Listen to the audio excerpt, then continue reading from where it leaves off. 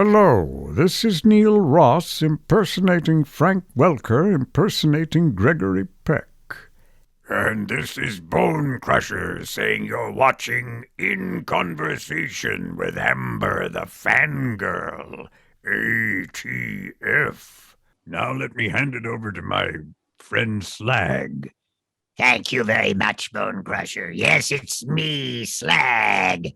And me, Slag. Hope you enjoy all of this.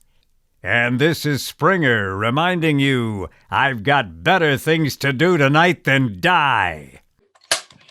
Hello guys, Amber here, and today, in my conversation series, I will be talking with a man who has had a voiceover career spanning over 30 years, that's right. So, he has played Clyde in Pac-Man, Louie in Fender Bender 500, Shipwreck in G.I. Joe, Hook, Bonecrusher, Slag, Springer, and others in the Transformers. And also a personal favourite role of mine, Doc in The Little Engine That Could. Now, you're probably thinking, what these roles have in common? Well, they all have the same voice actor, and that voice actor is Neil Ross. Hello, Neil. Hi.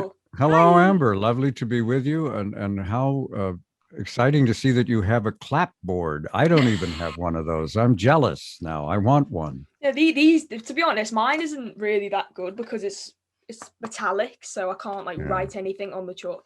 It's not like a chalk or anything, so I can't write anything. So it's a lot better than mine. It is non-existent at the moment, but anyway. Oh bless. So, anyway, thank you for the lovely introduction. You're welcome. I know you're What's not. on your mind?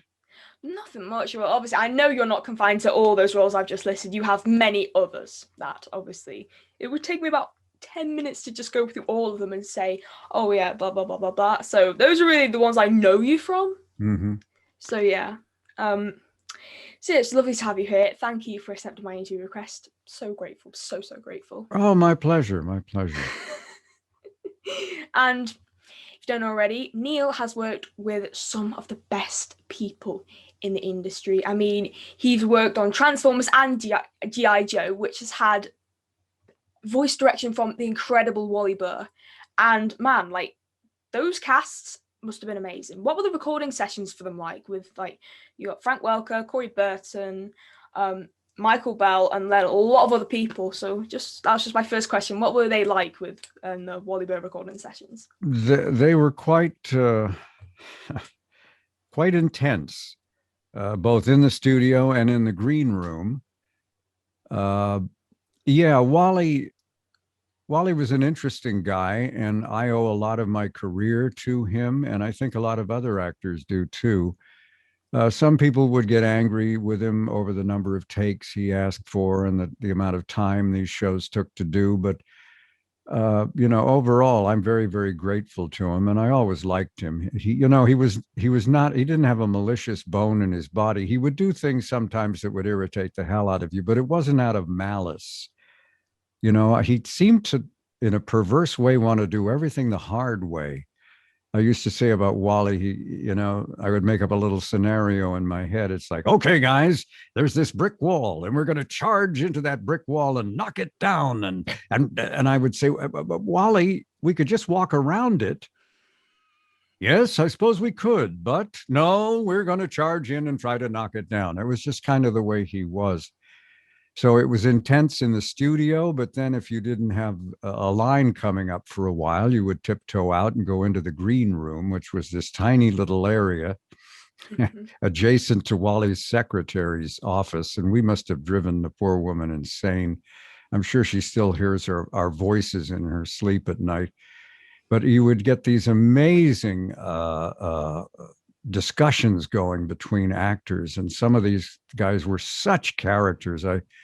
I still remember Roger C. Carmel, who was a huge guy with his big booming voice, and he told these amazing theater stories, and he sweated like no other human being I've ever seen. He would literally bring a full-size bath towel to sessions, and he would be going on and mopping his brow with this bath towel, which by now was soaked. And I've often said about a lot of cartoon work, but particularly with Wally, because of the people that he put together for those two shows, it's almost like going to a party. It's just they don't serve liquor, and periodically they interrupt the fun and make you work. But other than that, I mean, I met so many amazing people on that show because I was just getting started at that point. I was just hanging on by my fingernails. I really hadn't done that much. I had wasted 20 years of my life being a disc jockey. Oh yeah, And I really didn't have much. I'm sorry? Because you worked in radio for a little while, I think. Yeah, see, that's the weird thing. I not a little while. I was in radio for 21 years. Oh, sorry. Yeah, so I didn't even get started in voiceovers till I was almost 40. Wow. I was, I think, 38, I think, when I finally started to click. And so unlike a lot of these other guys, I didn't have a huge acting background. So I basically did what I did on instinct. I did take Michael Bell's animation acting workshop, which was extremely helpful.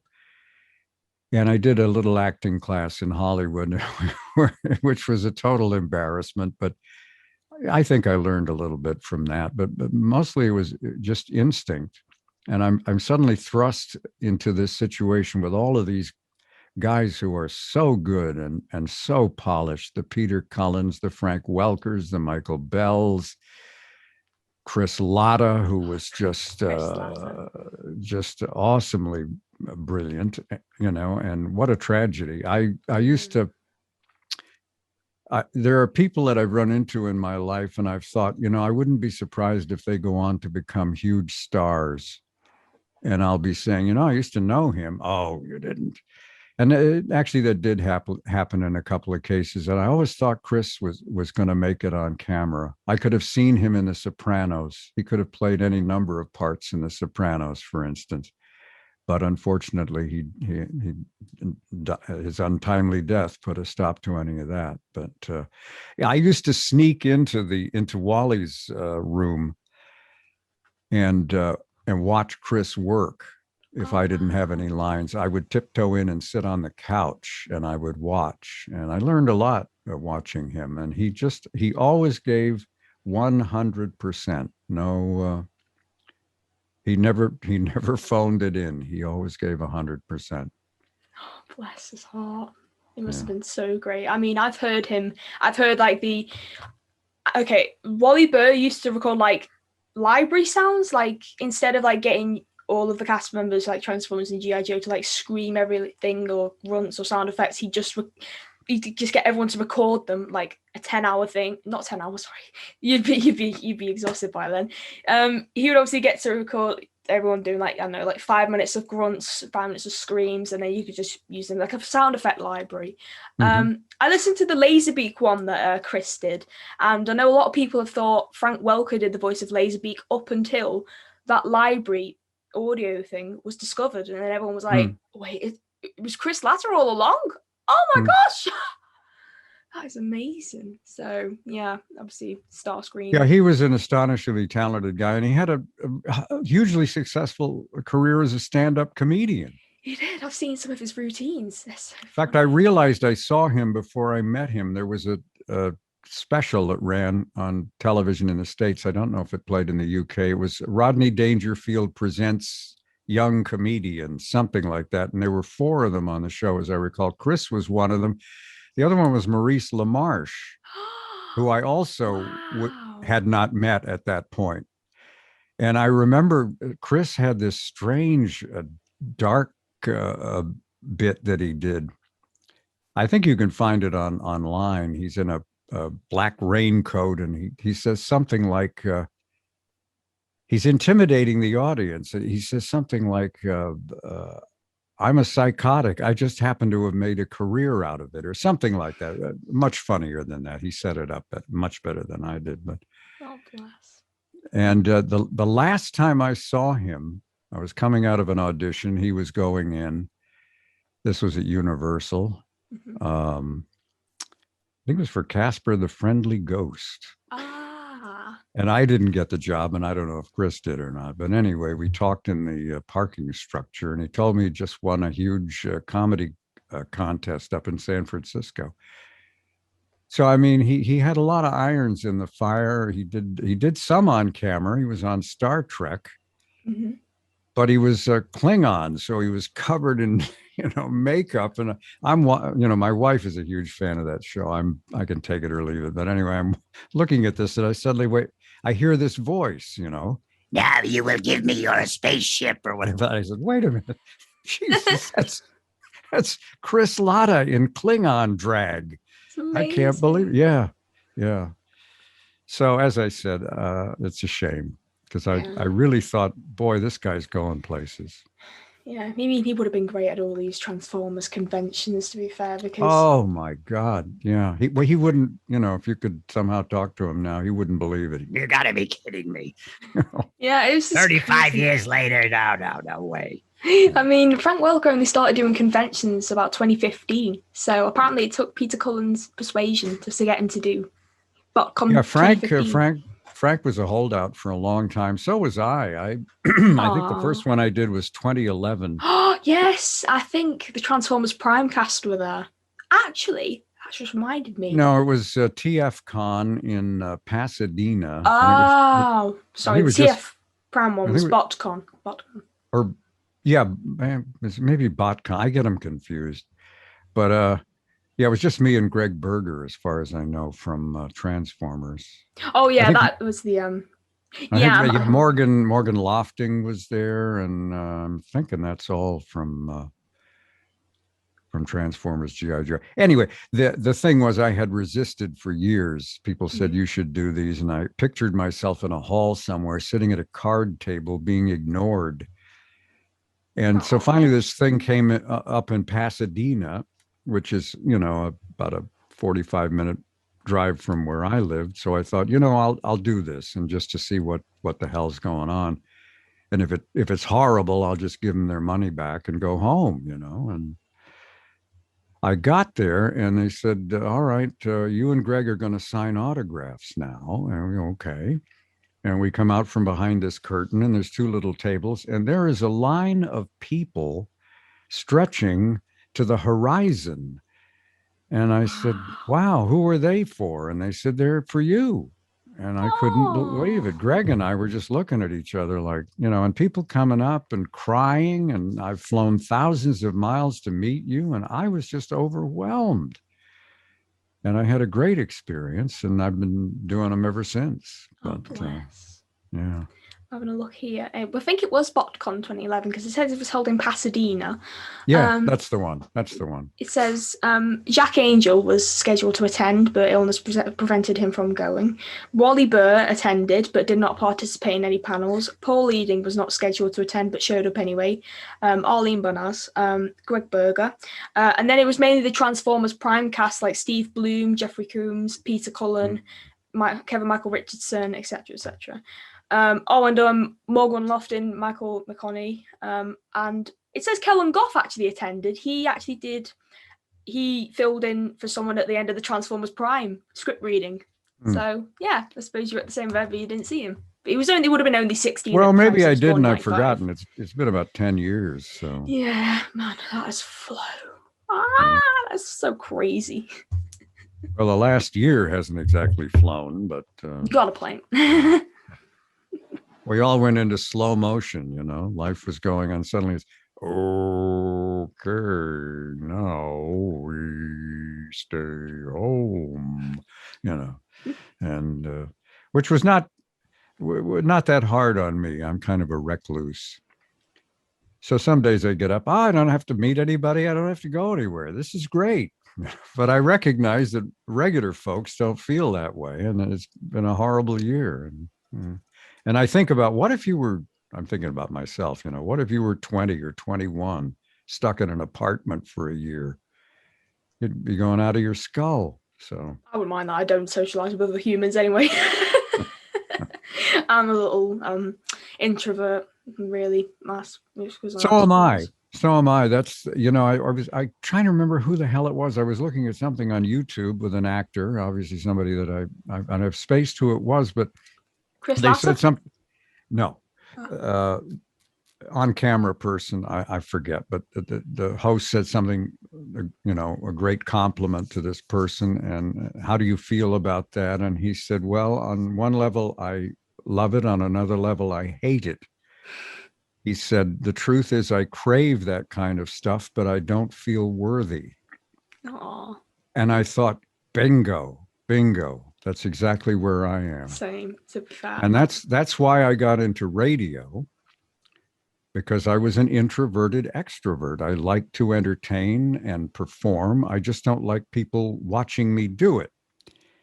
So radio was perfect. You're all alone in a room and it's just you. Once in a while, the news guy looks at you through the window, but that's about it.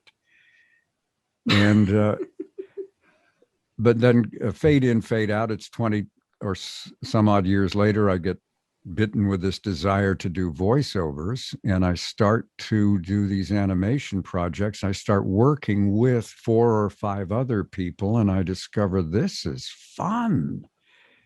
I don't know that I want to, have thousands of people watching me, but working with these 4, 5, 6 people is not a problem for me. It's like I've gotten a little bit, come out of my shell a little bit. I can now, work with other people. And once I began to really savor the joy of working back and forth with other actors, driving back down Cahuenga Pass and going into the radio station and sitting in a room all by myself suddenly became punishment. It's like I've been sent to my room. And at that point, that was the end of any desire I had to work in radio anymore.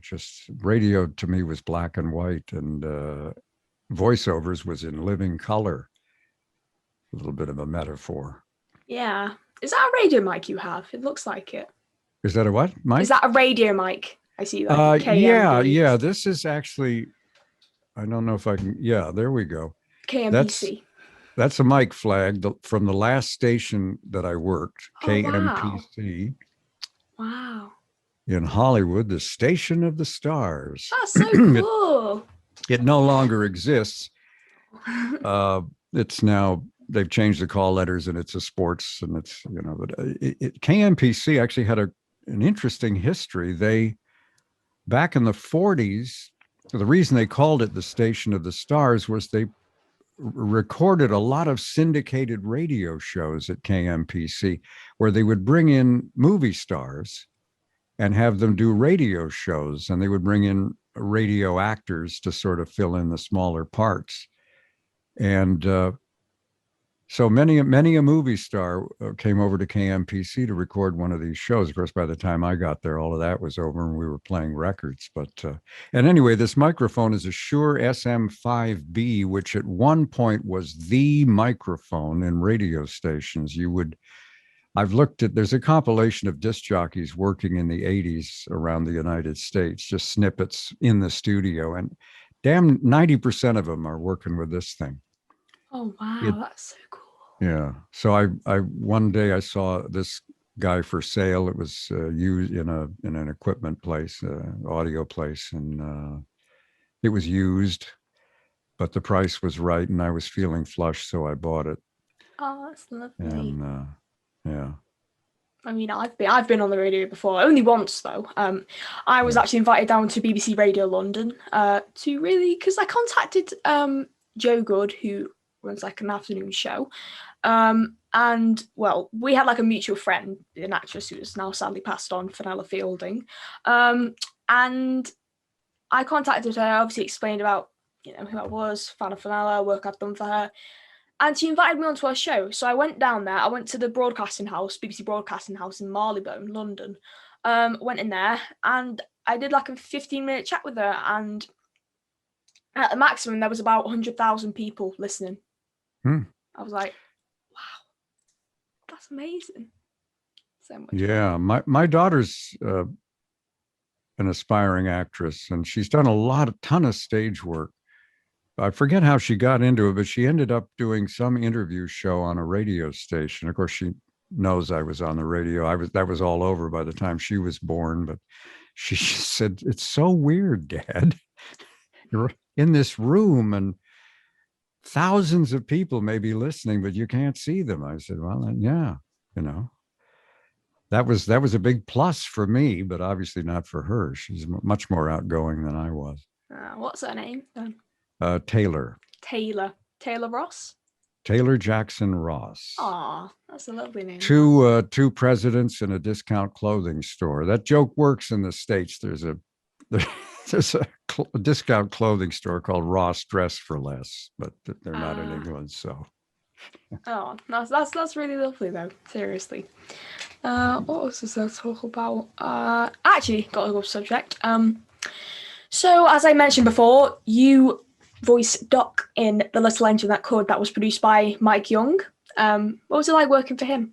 Oh, Mike is the loveliest person. In fact, it's a funny coincidence. Just I guess maybe 3 weeks ago, somebody messaged me on Facebook and asked about Mike, and I said, he was a joy to work with, and I've lost track of him. I've lost contact with him, and she sent me some contact information. So I emailed him, and I just said, God, I never got a chance to say this, but it was such a pleasure working with you.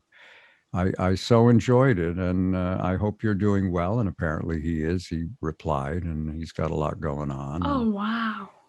And it's not sometimes, because you never know when you're going to see someone again. You may work with somebody in the voiceover business. You may work with somebody a ton, and then just through circumstances, you don't work for them again, and you lose track of them. And it's not because anybody was being nasty. It's just the projects didn't come up, and so I really wanted Mike. Mike was one of those guys I wanted to let him know how I felt, before we're all gone. And, yeah, he's a great guy. I always enjoyed him. Really good special, because obviously, well, Mike's actually from Wales. Yes, yeah. I know that. So I'm actually a little bit Welsh. I live on the border into Wales. I'm actually going to Wales on holiday at the end of this month. And I used to be Welsh a little bit. Really? But Oh, wow. I did that ancestry thing with the DNA. Yeah. Mm-hmm. And I think I had about, 4 to 6% Welsh. And I thought, oh, this is great. I'm a countryman of Richard Burton and Anthony Hopkins. Yes, it's the Welsh in me. That's why I'm so wonderful. And then they sent me a revision a couple of months ago, and they took away all my Welsh, but they upped my Scots. Ooh, wow. And I don't know how I feel about that. I'm no longer a countryman of Richard Burton. I feel bereft. Me and Frank were speaking a few months ago. Well, he has like a forum on his website. And I asked him what it was like working with Mike Young, and he said Mike Young was a hoot. Frank plays golf with this Englishman and his Welsh wife. And the wife's trying to teach him how to say the longest town name in Wales, which is Good Lord. And every time you fill out a form, you got to write that out. Yeah. There won't be room in the slot. If you didn't else bad, you just see this. This is literally the train station. Oh, I'm having trouble. Good Lord. I'm not sure I'd get off the train. Imagine doing that in the spelling bee. Take me somewhere I can pronounce. Oh yeah, where are you going to? You don't want to know. What? That place. That. Oh yeah, what stop are you getting off at? So you're stopping at that station. They should figure out a way of shortening it like we did. They do. They say Clanfair PG. That's the short version, huh? Yeah. I usually just say the long name just to miff people off.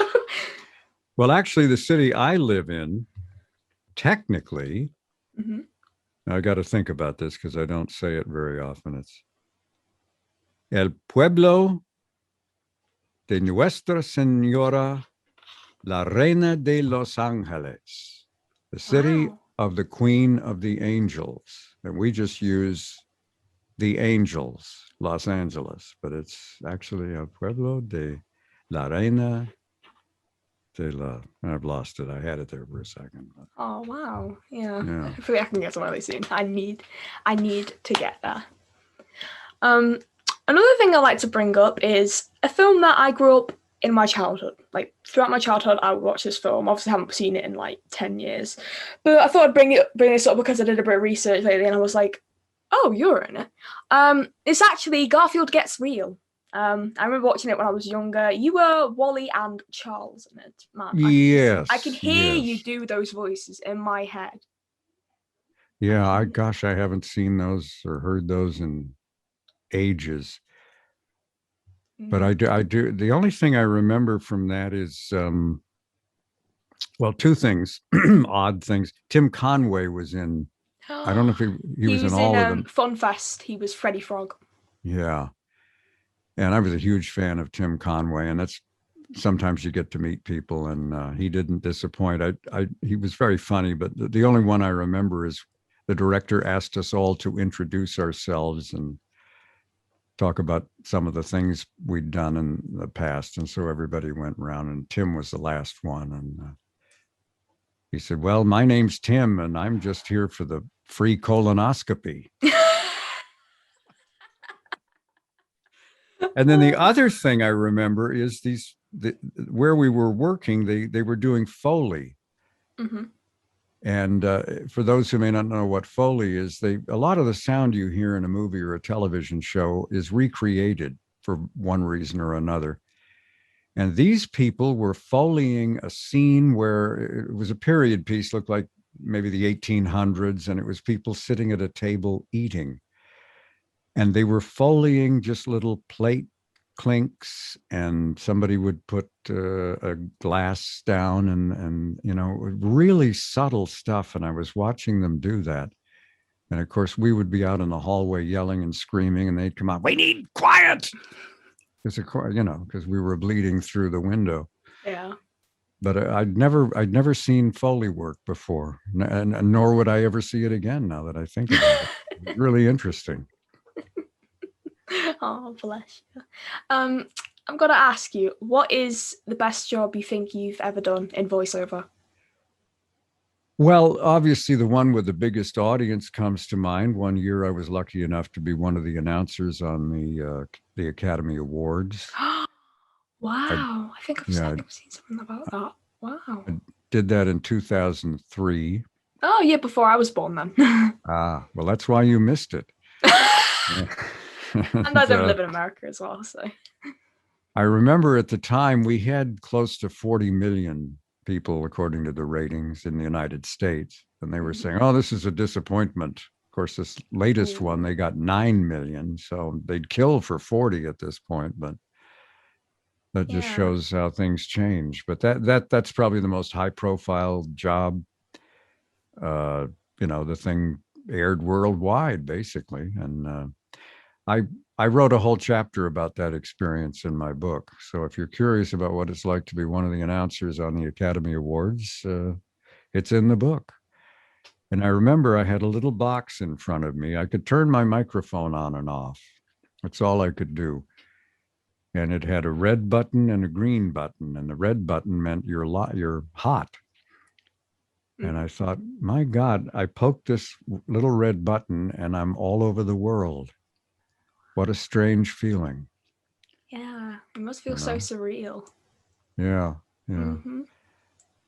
Speaking of voiceovers, I've actually had my first voiceover job. Obviously, you can't really see it from behind here, but it's just here, just this little picture here. It's of me with a coin-operated children's ride. It's like a helicopter. And it was made last year. And it was absolutely beautiful when I saw it in person. It was at this trade show I first saw it in London. It was beautiful. And when obviously, you know the ride, you put the money in and then it starts moving and stuff. When it started moving and then obviously it's doing the sound, I literally pressed the button and there was my voice on it. I was like, this cannot be happening right now. Like I nearly ended up crying, and I hardly cry in public, but it was absolutely It's beautiful. Mm. I'll just quickly find a photo of it. So you can see it obviously close up. There it is. You can't really see it, but you can see. Oh, yeah. Okay. Yeah. Well, good for you. That's great. Unfortunately, the company who made it recently went bust, so there's Hmm. only one model now in existence. Hmm.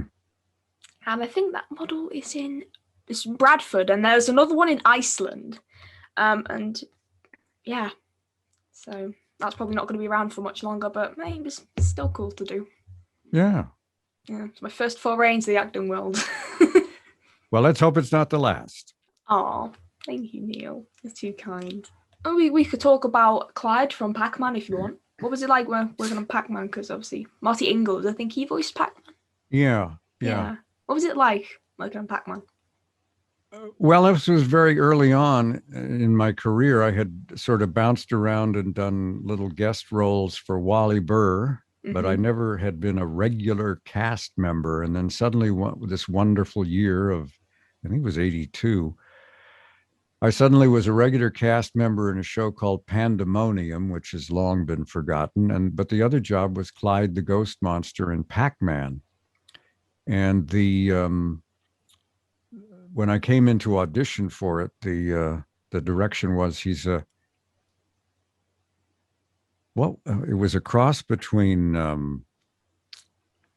oh, for heaven's sake, I've forgotten. One of the character references was Butch Cassidy, but the other one was something completely opposite. And I thought, how the hell do I meld the two? And I finally wound up doing a sort of an impression of a character actor out of the 40s named Leo Gorcey.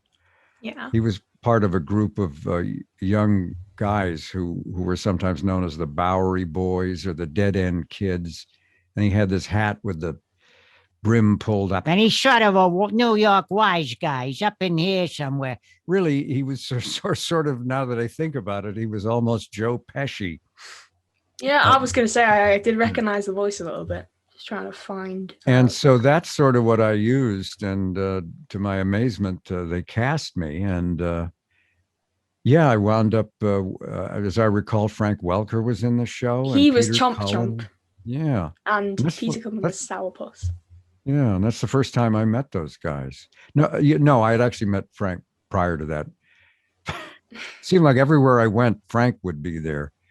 About the fourth time I showed up and he was in the cast, I said to him, "Are you in every show?" And he said, "Well, I hope so." I drew Chomp Chomp and Sourpuss for them, and I showed them when I did the Galaxycon thing with them, and they just laughed. They loved it. Those are great. I've actually got obviously Clyde up and behind the voice actors. How long has it been since you last watched this Pac-Man cartoon? I probably, I don't watch my own stuff very much. Oh, do you not? I enjoy watching other people's stuff. Mm-hmm. What I will do usually if I'm in an animated show, I will make myself watch one or two episodes just in case something is happening visually that I should know about. But there's such a lag time between the time you record it and the time that it actually gets on the air that a lot of times you've completely finished recording the entire series before you ever get a look at it. So sometimes out of curiosity, I'll look at an episode. But I really don't watch my own stuff very much. So Pac-Man, it's been a billion years. Wow. Yeah. Well, I've just looked up behind the voice actors, and I've just found out. Obviously, some characters on there, they have a little audio thing so you can listen to their character's voice, and there is one for Clyde. So I'll just play it now if you don't mind, of course. Do you like hearing the sound of your own voice? Because I don't. It's a pain just to go back on my videos and just edit it because I hate hearing the sound of my own voice. Yeah, it's really interesting. I mean, in radio, you record a lot of commercials and promos, and I was actually quite good at that. And so I'd heard my voice a million times, and then I got into voiceovers, and I thought I was objective when listening to my voice. Now, I'll tell you a quick little story. I was called into work for a woman, and I had worked quite a bit with her over the years, but then for some reason she stopped using me for several years, and then suddenly she wanted me again.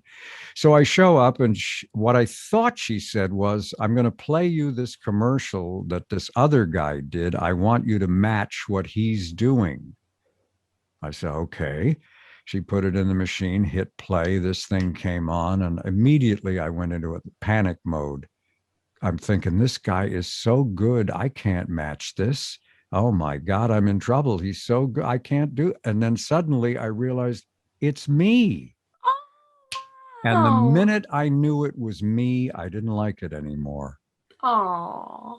I was picking it apart, and you know what my daughter calls the what does she call him? The director, the producer, that little person in your mind who's telling you all sorts of negative things.